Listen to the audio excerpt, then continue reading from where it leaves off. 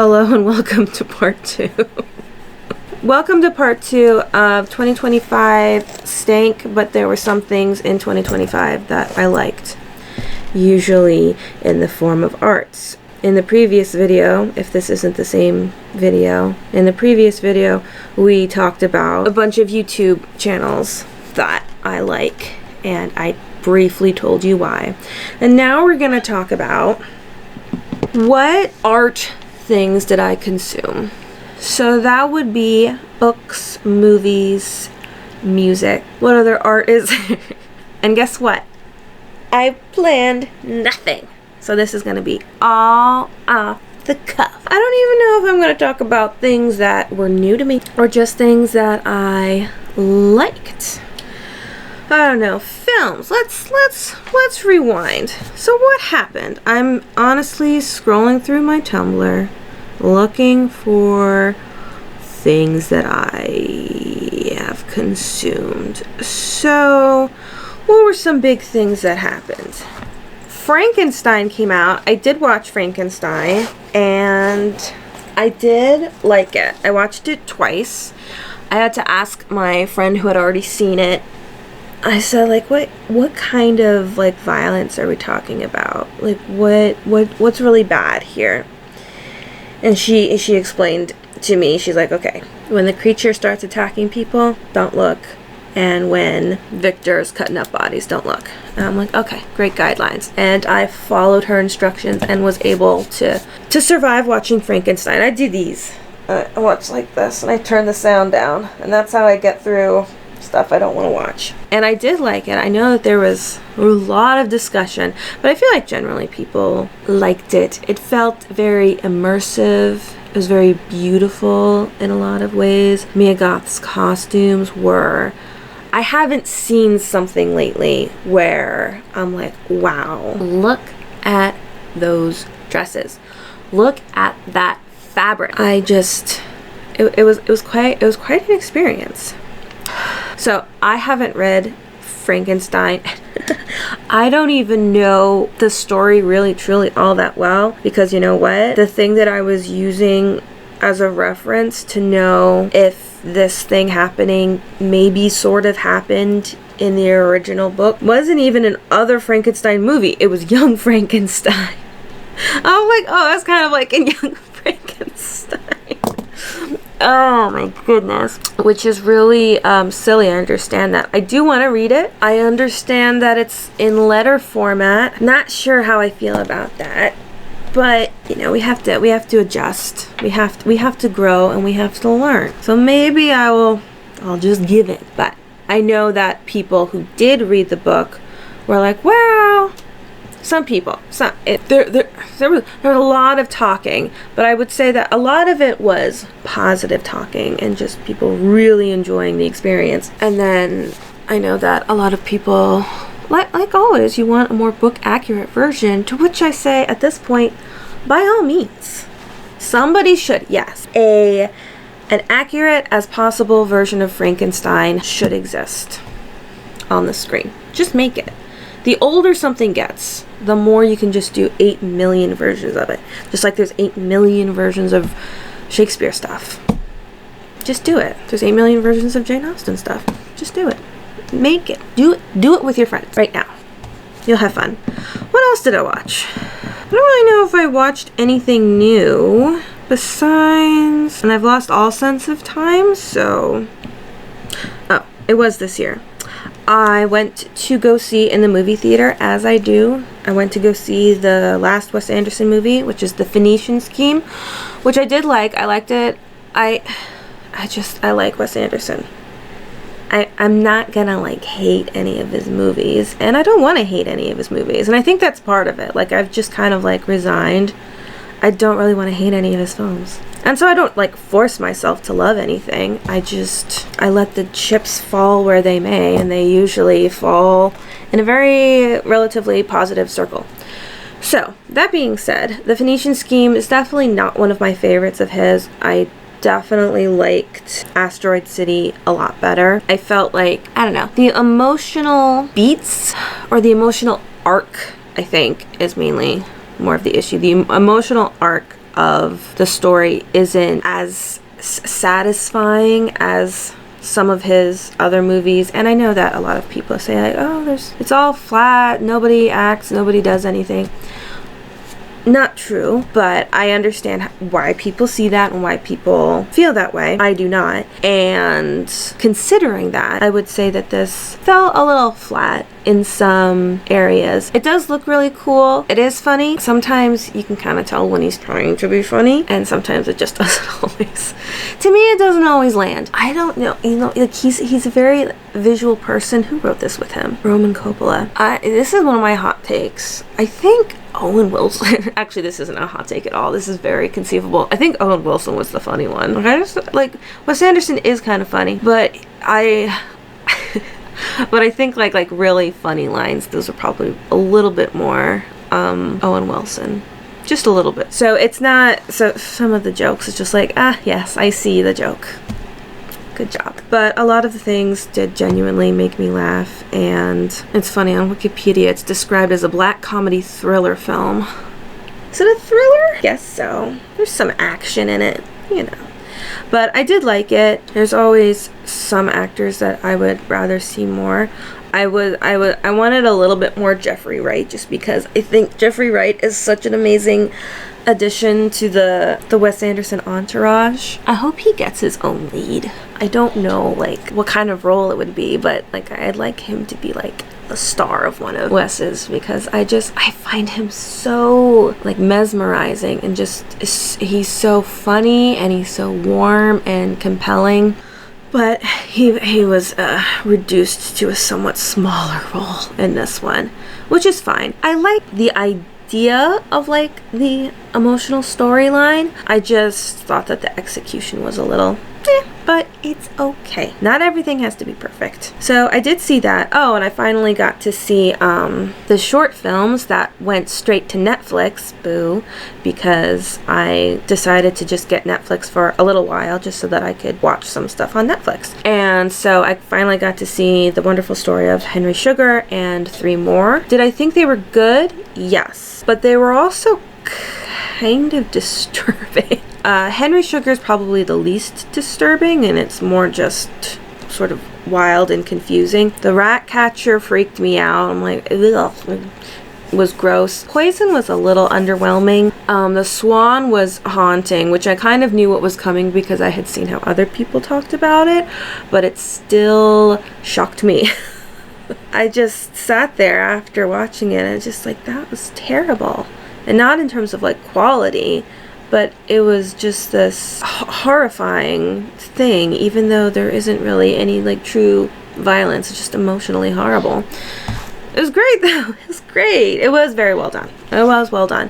And something that I liked about, I would say especially Henry Sugar, but kind of all of them, just because so many of the shots, the takes are quite long, and so for a bunch of these actors who undoubtedly have extensive theater experience, to me it would feel like a return to form for a lot of them, where they just get to go through long exchanges of lines the way that you do in theater, and not just say a line and cut, say a line, cut. And I know that when you're filming, you're not just doing it literally as small as you're seeing it. It's not like you say your line and then it's a cut. I'm sure, you know, you go back and forth and then you edit it together, obviously.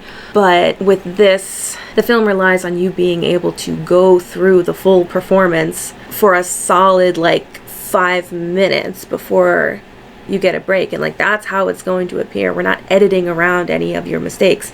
You have to do it. And I like that. This is one of the reasons, one of my hot takes about actors, which, like, I don't really know anything about actors, but I think that all actors should have stage experience. I just think you don't not improve your craft by going on the stage. I think it just fleshes you out. I know there can be actors who are like really good for movies and they're not good for stage, or sometimes there's stage actors who are good for stage and they're not good for movies, and you can be really good in movies, but I just think that a little stage experience goes a long way. That's my hot take. Anyway, so Wes Anderson galore this year. That was nice. And Frankenstein. And did I see anything else? Lost a lot of celebrities last year. Diane Keaton, Robert Redford, Rob Reiner and his wife. We don't have to talk about all of that. But just speaking of movies. Oh yeah, we lost Brian Wilson too. Globally. Sly Stone. I'm not gonna just read off like names like an obituary. We're not doing that. We're talking about movies and things that I liked. Find something good. Anything good. I rewatched so much stuff. And I probably did watch some new things, but it sure as heck ain't coming to mind. So that's it. Some Wes Andersons and a Frankenstein. So I guess it's time to move on to TV shows. What did I watch? I watched Derry Girls since I'd gotten Netflix, and I liked it a lot. I was very entertained, and the person who wrote it, it's sort of like based on her actual life and things that shenanigans that she went through while living in Derry. And so like I still don't know like everything about the Troubles. It's been sort of like a vague concept to me, so it was a little enlightening in that aspect. I wouldn't say that Derry Girls is very necessarily educational about it. It's kind of like the really detailed aspects of it kind of like exist like a cloud or like a shadow, and things like directly happen, but it's not like you're getting these full breakdowns of what it was like in 1995 during the Troubles. It's this combination of this sort of textbook history incident and actual events that occurred, plus just being a silly, emotional, but still valuable teenager in the 90s. And so, you know, you have that kind of overlap, and it works well together. The performances are fun. I will say it does have a bit of that, like characters kind of being mean to each other that seem a little bit more for the sake of the gag as opposed to how it makes sense for how characters would be. It's a mild complaint though. I really liked it. It's a pretty short watch because it's only like 20 some episodes all together, and they're each only like 20 minutes long, so it's an easy thing to get through. So I think I watched it like 2 or 3 times. And it surprises me in funny ways because it is kind of goofy, but then like something happens, and it's not like the sad and more dramatic stuff isn't really harped on all that much. But, like, I still cried multiple times throughout the show, or at least get teared up. Like, as I was watching it, I wasn't thinking to myself, oh my god, I love this show so much. But I just liked it, and I kept thinking about it, and then I wanted to watch it again, like, immediately afterwards. So to me, that was a sign. So I really liked Derry Girls. On the topic of groups of teenagers during a period of time in the not too distant past, I'm rewatching currently Reply 1988, which I think, when did this come out? It came out in 2015. It's a Korean drama, and it is probably my favorite. But when my sister and I went through it, we were very like upset, disappointed with the ending. But I still I like so much about it.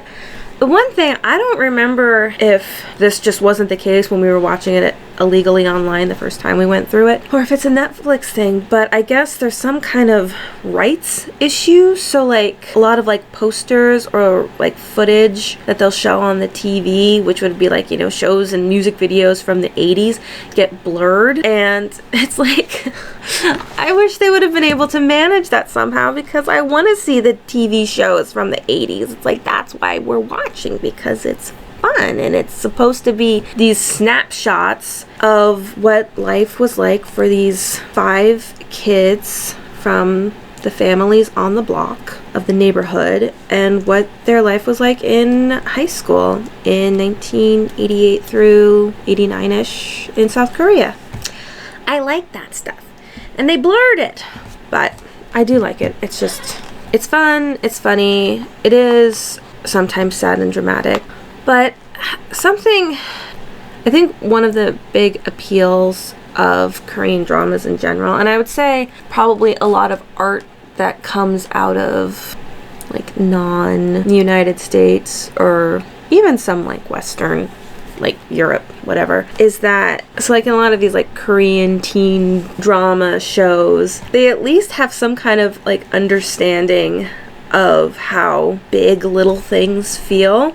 And this was, I watched The Summer I Turned Pretty, the whole thing, and I did not like it, and I wanted to like it because it's like, yeah, it's a teen romance drama. Sure, yes, I have a very high tolerance for lots of silly things that can happen within that genre, and yet I was so looking forward to not seeing it anymore. I wanted to finish it. I wanted to see it through. But I didn't like it. I apologize if you really liked it. I didn't. And one of the things, because I was thinking about other things in this genre that I had seen, and a lot of that would be Korean dramas, especially with the whole like love triangle thing, and you know, second male lead syndrome, and who's she gonna choose? And I know that happens in a lot of works, not just Korean dramas, but those were the ones that came to mind. And something that often happens in Korean dramas, again, is just the understanding of how big small things are. And so it's just like, you know, you have feelings for someone and it's like you're like 2 inches from them, and it feels very dramatic when you're 15, 16 years old. At least for me it did. And we're not turning this into an anti The Summer I Turned Pretty thing. Talk about how in Reply 1988 there are a lot of little things that happen that do make sense and are relatable, and sometimes it's just the little things that you don't always think about, and then they're portrayed and you're like, oh yeah, that is true. You do kind of feel like that when that happens, or I did go through something like that. It's not a good show to eat when you're hungry, I'll tell you that. They eat so much ramen, and it looks so good every single time. So definitely not a good show to watch when you're hungry. Did I watch any other TV shows? I don't know. Does the Eras Tour docuseries, it's a series, does that count? I did watch it. I did like it very much. How do I want to put this? First, documentaries, I think, are so hard. I really think they're very difficult to do. And so I do think that the producers were definitely trying to create storylines for every episode, and I do think they did a pretty good job with that. Some of it felt a little mismatch. It's like, oh, I get what they're going for with this thread, but it doesn't always feel like it kind of like comes back around.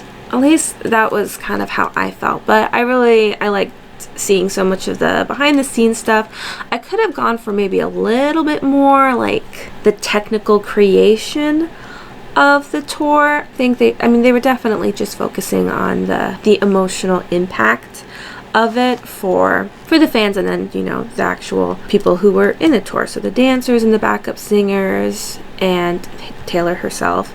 And I did like seeing all of that, and I do think that this series really wanted to focus on the Eras Tour being the culmination of so much time and life energy that people spend in general to get to the point to be able to do something like the Eras Tour, which is basically like they open up with Taylor's, one of her last kind of speeches, talks that she gives to the cast and crew, however you phrase it.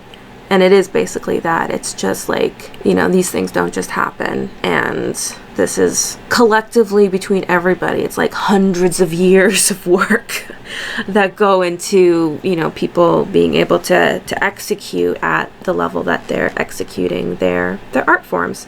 So dancing, costume design, singing, instruments, and set design, all of these different things. And then all the behind the scenes stuff. And so I did like that was kind of the main thread, but like I would have loved some footage of like things getting brainstormed and stuff, but it was good. I did enjoy it. I think that's it for TV shows. For music, speaking of Taylor Swift, she had an album. A lot of people talking about that, to the point where like it really like I didn't want to be online. It's just it's just the tension, the conflict. And then there was like theories of it's like, oh, it's all bots or something. I don't know. So here's my grand opinion. I liked the album. I didn't love it. It's been a while since like listening to Taylor's album, and I think I listened to it twice when it first came out, and then I didn't feel the need to listen to it much after that. Some of parts of it have come back around. I definitely like Opalite and Fate of Ophelia are fun. I think Father Figure was maybe one of the more like impactful ones for me as far as feeling interesting and progressing the Taylor Swift story. But it's hard to say. I mean, it could be that I haven't felt like returning to it because I got inundated, not even aimed at me, this is just me witnessing stuff. There's just too many opinions, and then it taints everything. So it's like I shouldn't ever go online. But anyway, it's like kind of like slowly coming back around. And then Sabrina Carpenter's album, also controversial in its own way, but I actually, it took me a little bit to get past all of the raunchy lyrics, but musically, like just song structure, chord progressions, melody, harmony, production, execution, all of those things I really like.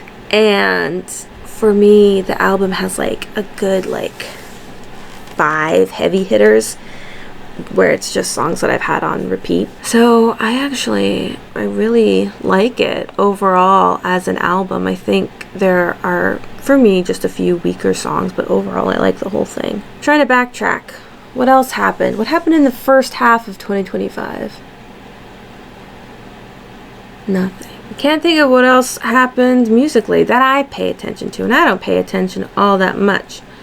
This whole idea of like looking forward to music coming out and listening to it the second it comes out, rare. Didn't do that for the first 25 years of my life. Never even thought about it. Well, I won't say, I don't know if I never even thought about it, but it wasn't something I did. I was definitely listening to the Beach Boys for a while there after Brian passed, revisiting all of that. The Beach Boys were very, very big for me in my childhood. My family really loved the Beach Boys. My dad loves the Beach Boys. And so him passing away was hard. Like, he was older, and so it wasn't like shocking and horrible, but it's still just really sad. And it was funny how many people said it's just like, people say genius, but it's like Brian Wilson is like the only genius, which I know like isn't true, and genius is a subjective and probably not fully understood term. I don't know, whatever. But it was just funny how so many people were saying that. Seeing everybody's different outpouring of love after he passed was very touching, and so I was going back and listening to a bunch of Beach Boys music, and I think so much of Brian Wilson's stuff is just this kind of haunting, slightly otherworldly, but also comforting sounds. So yeah, I'm not gonna talk about it too much. It was sad though. Oh man, Brian. Anyway, visual arts. Did I see any smashing paintings lately? No, I have a hard time finding artists, and now with troubles, it's just hard, and I don't know how to get into or find an artist trying to do the art things. Follow a couple of accounts who draw Taylor Swift fan art that I like. Aleph Vernon art, and then he did this whole thing he makes all these fantasy versions, or it's Taylor Swift albums as Greek gods and goddesses, and it's just fun. It delights me. It tickles me pink. I enjoy it. Otherwise, I don't know what to say about artists. Did I even care about any artists more than I used to care about artists? No. I think about Rothko a lot. And dance. But again, I have nothing of I saw this great dance. Except did I feel like I did see something good dancey, and I don't remember. This is high quality content, I tell ya. Oh, games. Games. Video games. Or non-video games. Oh, I can tell you right off the bat. This is technically in 2026. Ooh, a couple days ago, my husband and I played Stratomatic Baseball, but it was the Express version. So I really like baseball. And so if you haven't played it, you make a team, they actually have the names of players, and so they put a new one out every year, and then you have the cards, and then they have their information, and it's a dice game, and then you roll, and then you get numbers, and then it correlates to what happens on that play, and then you just go through a baseball game. But if you like baseball, it's funny. So for example, I had Mike Trout on my team, and I think I had him batting third, actually. And you know Mike Trout. Do you know Mike Trout? Okay. Mike Trout, everybody loves Mike Trout.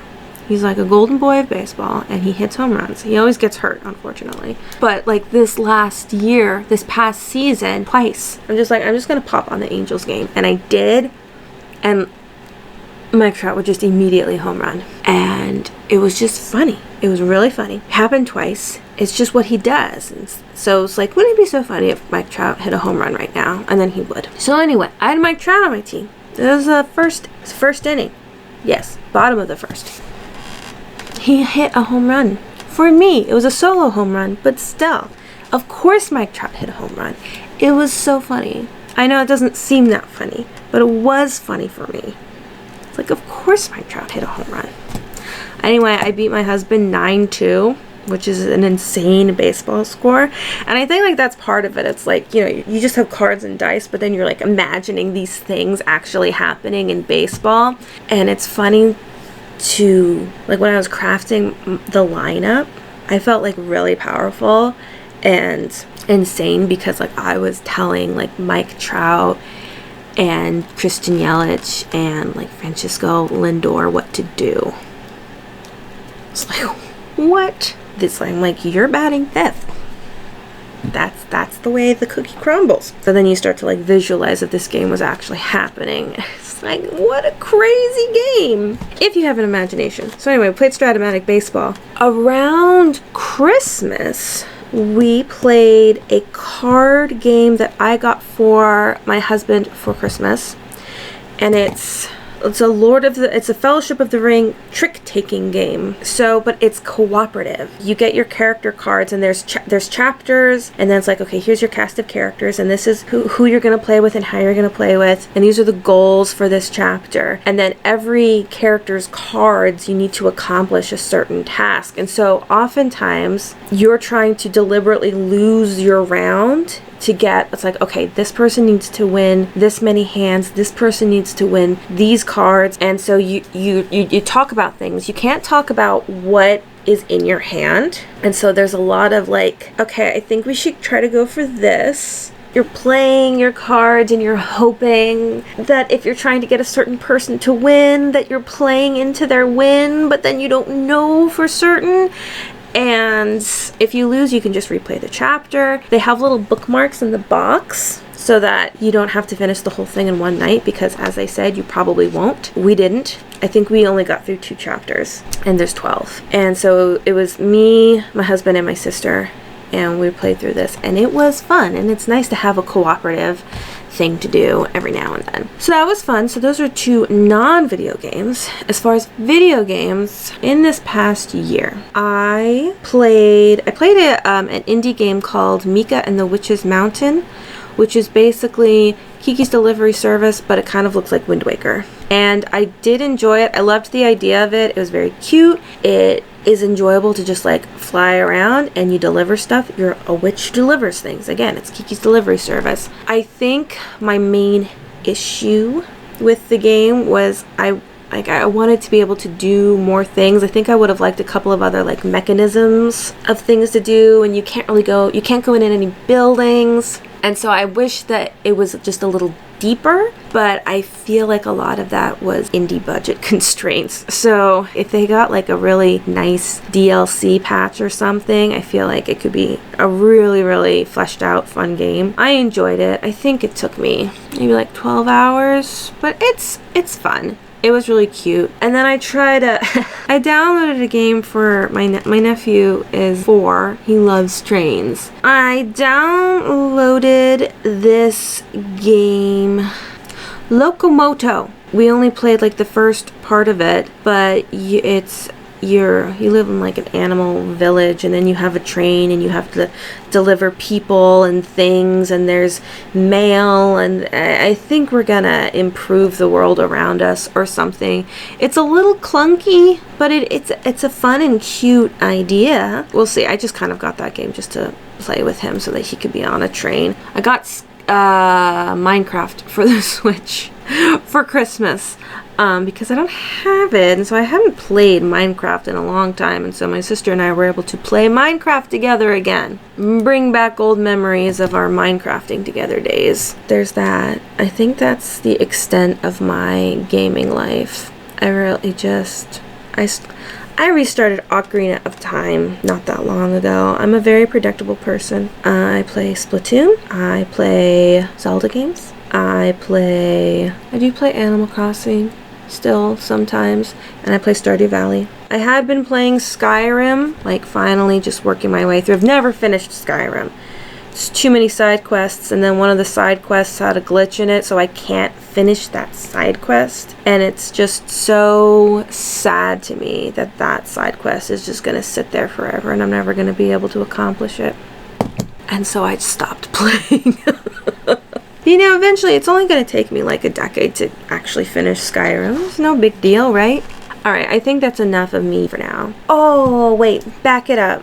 Back to TV shows. So another TV show, it's a series. I love the historical farm series, you know, like Edwardian Farm, Victorian Farm.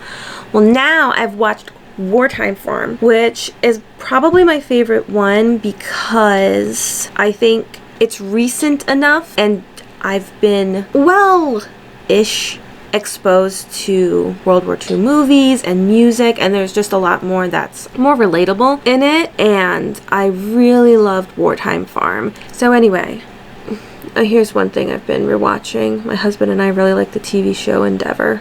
And you know, there's a lot of like murder and things, obviously. It's a mystery show. There's the character, the pathologist, and this isn't particularly a spoiler, but a lot of things are going on, and there's some corruption stuff, and then just, you know, it's all murder anyway, and Endeavor goes to see the pathologist. He's never been to his home before, and so he's the pathologist, so he's always like cutting up bodies and stuff, and I like their relationship the way it's portrayed. But anyway, so he goes in there, and they go into his backyard, and he's got this pretty little garden, like clearly so well cared for, and all these flowers, all this care that he's put into it, and they sit and they're having like their nice drinks, and I forget what Endeavor says to him, but the pathologist says something. He just says, well, something has to be lovely, doesn't it?